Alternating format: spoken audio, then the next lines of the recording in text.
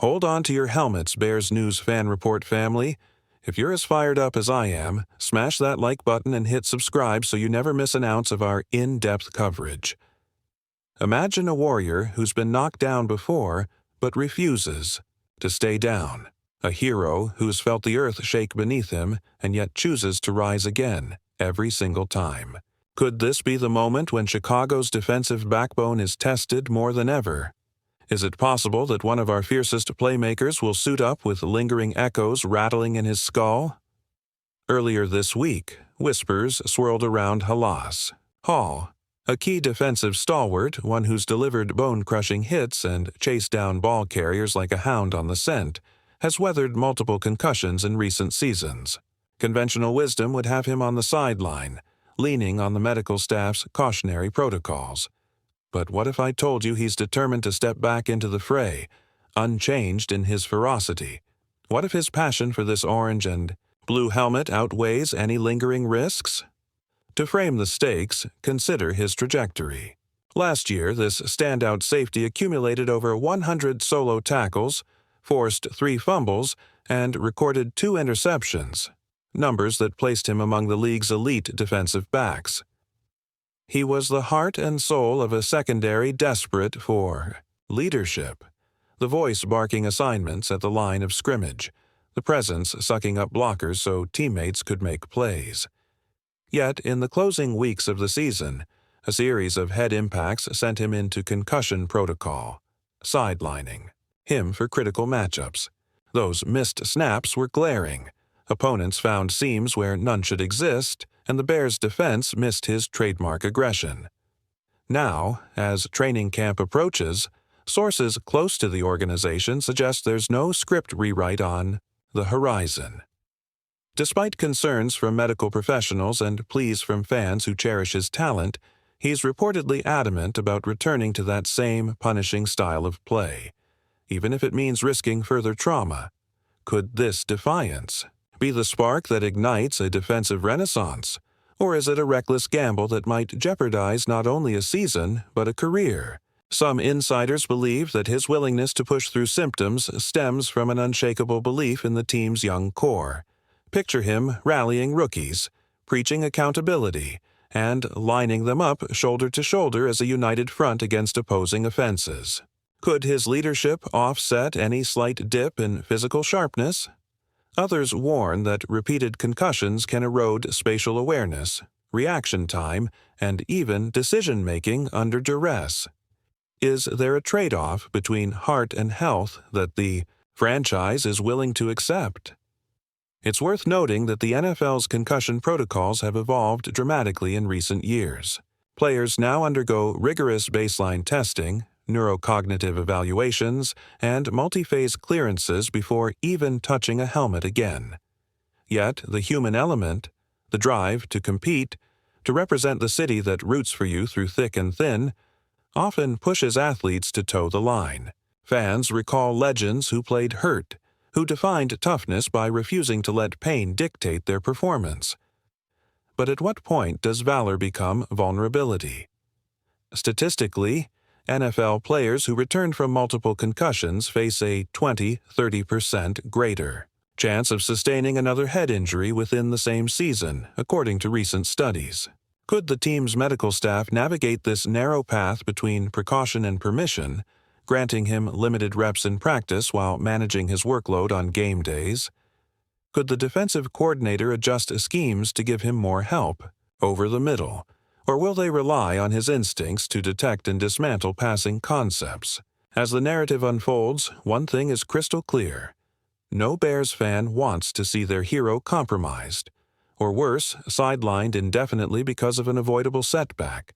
But neither do we want to silence the very spirit that makes this franchise proud, the refusal to quit, the courage to face adversity head-on, the unyielding commitment to the orange and blue. So here we stand, on the edge of a decision that could define a career and reshape a defense. Will our steadfast safety don that helmet and charge forward like he always has? Or will the siren song of recovery ultimately call him into a different kind of battle, one fought in quiet reflection rather than roaring stadiums?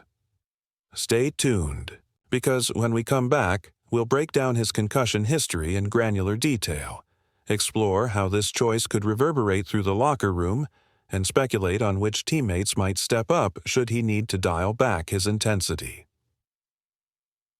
Hit that like button and subscribe to Bears News Fan Report to stay locked in on every twist of this saga. Continuing from our cliffhanger, let's unpack the potential fallout of Jaquan Brisker's decision to charge back onto the field. First, imagine the ripple effect through the secondary if he's humming downfield on every snap. His unmatched instincts have turned broken coverage into highlight reel interceptions. Without him, opposing quarterbacks would light up the scoreboard like they've never seen. Could the Bears afford to lean on a backline that's suddenly bereft of its emotional core? Or might this gamble inspire emergent leaders to step up, filling the void with fresh energy and raw ambition? Consider the dominoes in special teams. 2. Brisker's presence on punt coverage alone changes the calculus for return men who know they face a feral competitor sprinting full tilt. If he's sidelined even briefly, would the Bears be forced to shuffle roles, asking a backup safety to handle kickoffs or slot in on nickel fronts? Some insiders hint that coaches are experimenting with rotational packages in practice, granting Brisker limited reps, then handing snaps to rotational safety Jaquan Brisker, to backup safety Elijah Hicks, whose speed and tackling prowess could be a surprise X-factor if asked to shoulder a heavier load. Is it possible that these practice reps are less about testing game scenarios and more about auditioning for a contingency plan? Zoom in on his medical trajectory.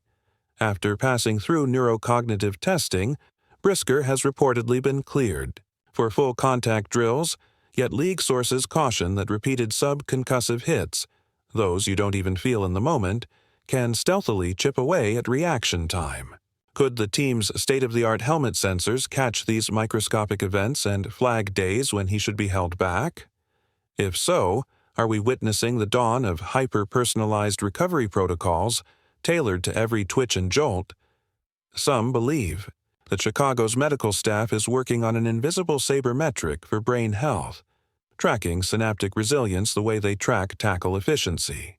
But can technology truly shield a warrior whose ethos is play at any cost? Let's pivot to the fans, because their voice will echo loudest. On social media, the hashtag #BriskerBeast is trending, accompanied by heartfelt pleas.